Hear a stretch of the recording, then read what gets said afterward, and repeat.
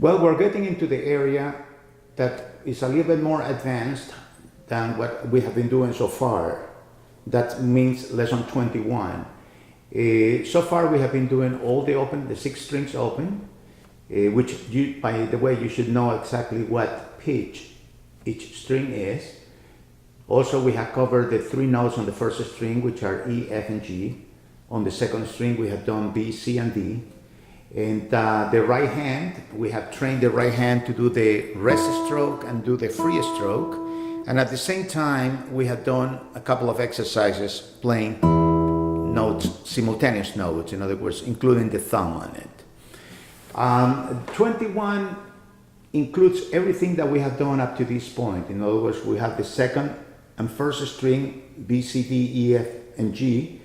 But we're also going to incorporate the thumb playing on the first beat of every measure. We're going to be playing a bass line that is going to change. It's going to go from the 5th string to the 4th string, 5th string to the 4th string. So it's a little bit more complex a piece. It still is basic, but this will be the turning point actually. This is where you are going to test your knowledge and technique, whatever you have learned on the past 20 lessons that we have done. This exercise, by the way, can be played rest stroke and free stroke, or free stroke.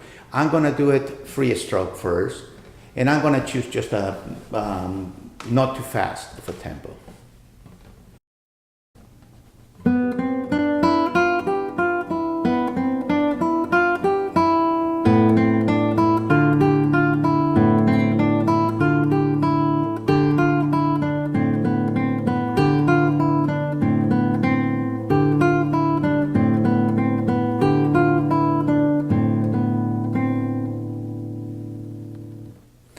Notice also that at the end of the piece I had done ritardando, which I slowed down to give a sense of ending to the piece. I'm going to do it again.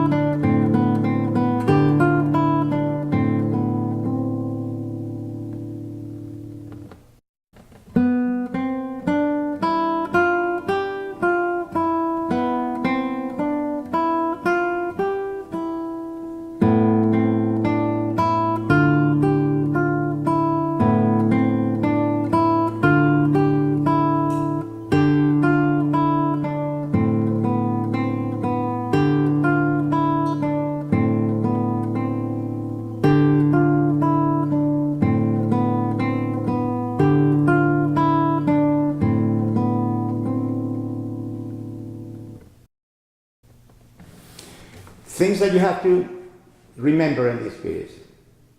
First of all, try to keep a strict alternation for the right hand. You can see that I'm starting with the index, but you can start with middle too. In other words, you can test the finger combination that you're going to be using. Use the left hand fingers that we have, that I wrote in it. When you get to the G, use your 3rd finger. Sometimes you can use your 4th finger, but in this case, just follow its 3rd finger. When you get to the measure number 5, you got the 5th string that has to be played at the same time with the 2nd string. Sorry. So those 2 notes have to come out very clear. On the next measure, you have the 4th string with F and back again to the 5th.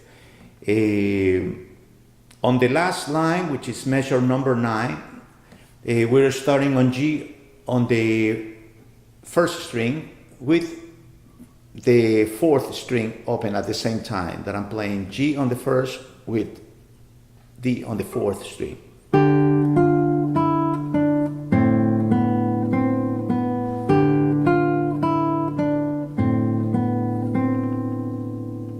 Also, when you go from the note F to G, see if you can hold F while you play G. It will give you a little bit more control over the transition from one note to the next. Let's say on the 2nd measure, actually on the 1st measure too, when you go from C to D, And on the second measure, when you go from F to G, try to hold the first finger while you use your third finger on the third fret. So let's say on the second string, I'm sorry, you got B, C, D. So I'm going to hold the first finger while I'm playing the third fret with the third finger. When I go to the first string, the same thing. You go F, G. Okay? So, very important, pay attention to the sound that you're getting with your right hand. At this point, what you want to work is a good quality sound, and obviously a good alternation of the fingers of the right hand. Try to keep a steady pace and give the right note value to the notes. Let's say on measure number 4, at the end you have a half note on the third beat, which you're gonna wait 2 beats. You play the third and you wait for the fourth beat, actually, before you start on measure number 5. The same thing on measure number 8, you will do the same thing. There's a half note at the end of the measure.